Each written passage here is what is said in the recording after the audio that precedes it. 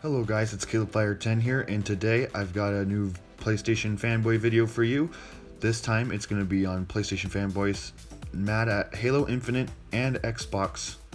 And so without further ado, let's get right into the salt. Xbox upgrade, and has a very close-up shot of an NPC from the Halo Infinite campaign trailer. And now let's do the same thing with one of Sony's biggest games, Ratchet & Clank Rift Apart. This was captured at 1080p 60, and I took one NPC that was in the distance and just blew it up just to show you what the game looks like when you do something like this.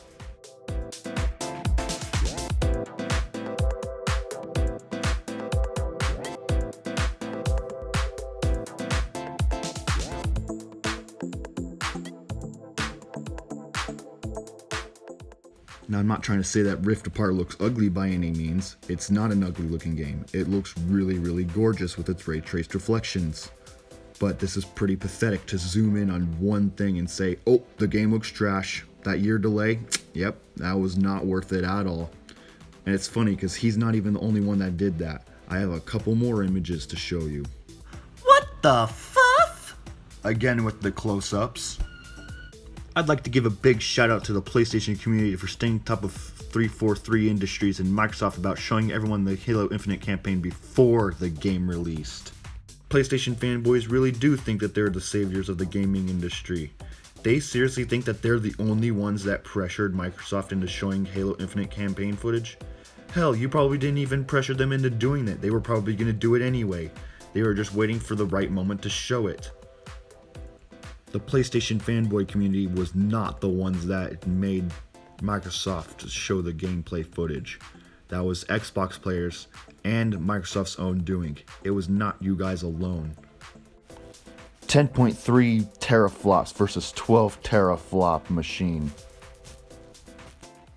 Okay, your argument is pretty flawed for multiple reasons. 1. Flops don't represent true power. 2. You're also cherry picking your battles. You probably took a photo mode shot or a trailer screenshot from Ratchet & Clank Rift Apart and compared it to gameplay without photo mode on Halo Infinite. The gap between PlayStation and Xbox right now is as wide as the Grand Canyon. They aren't even in the same league right now.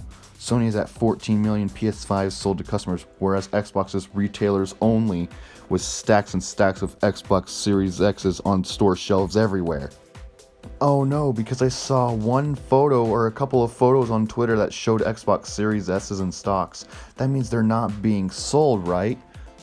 It's not like you can also find pictures of PlayStation 5s and pallet jacks in the back of the store because they can't fit on the shelves either. That would be ridiculous if that was the case, because PS5 is superior. We all know that it's being sold better.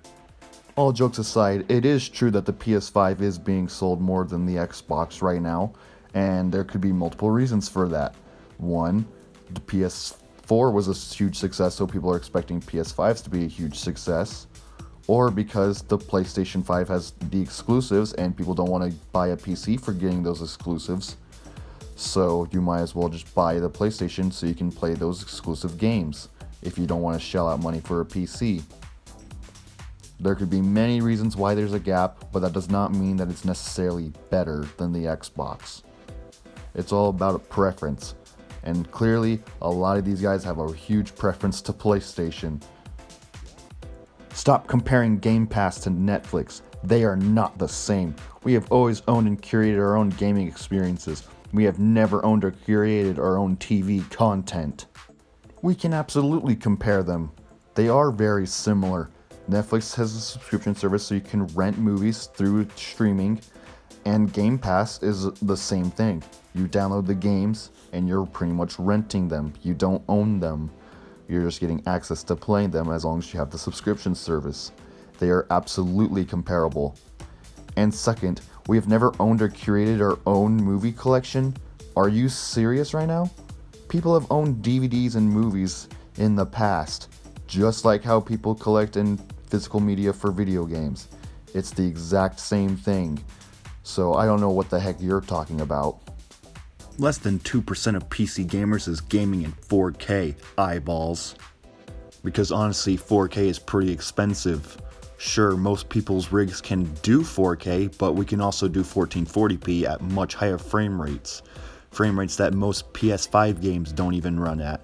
I can run Death Stranding at 1080p, higher settings than the PS4 version at 120 FPS on my rig, and it's only got an RTX 2060 in it, which is supposedly weaker than the PlayStation 5.